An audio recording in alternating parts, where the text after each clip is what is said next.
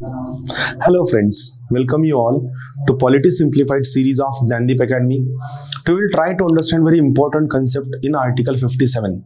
Article 57 basically talks about the eligibility of a person to become President of India for how many times. How many times Indian president can get re-elected, or what are the number of attempt, or what are the number of chances that a president can hold office for how many years. So see, a very interesting concept is there. What it says, Article 57, it talks about a very important concept. What is the concept?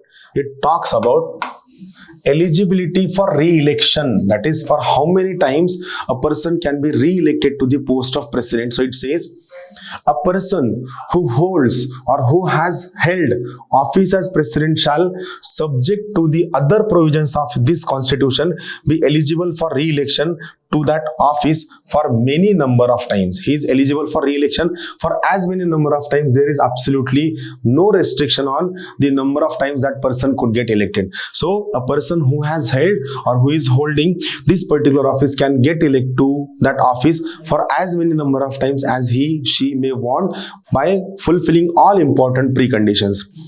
In contrast with American president can be elected for only 2 times.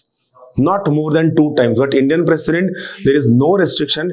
Indian president can be re-elected for as many times as he or she may wish, provided they are fulfilling all important preconditions which are given in Article 55, 56 and all other relevant provisions under this constitution.